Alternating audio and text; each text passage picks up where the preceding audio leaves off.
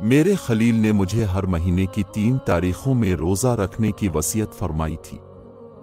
इसी तरह चाश्त की 2 रकतों की भी वसीयत फरमाई थी और उसकी भी के सोने से पहले ही मैं वतर पढ़ लिया करो।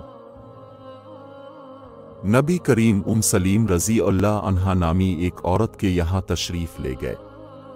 उन्होंने आपकी खिदमत में खजूर और घी पेश किया। आपने फरमाया, ये घी इसके बर्तन में रख दो और ये खजूरें भी इसके बर्तन में रख दो, क्योंकि मैं तो रोज़े से हूँ। फिर अपने घर के एक किनारे में खड़े होकर नफल नमाज पढ़ी और सलीम रज़ी अल्लाह अन्हा और उनके घर वालों के लिए दुआ की।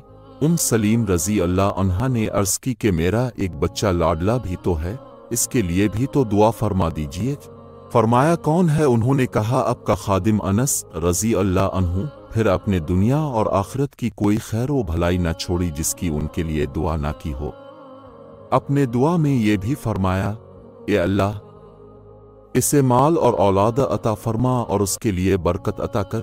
अनस रज़ी अल्लाह अन्हु का बयान था कि चुनांचे में अंसार में सबसे ज्यादा मालदार हूँ। और मुझसे मेरी बेटी अमीना ने बयान किया कि हुज्जाज के बसरा आने तक मेरी सुलबी औलाद में से तकरीबन 120 दफन हो चुके थे।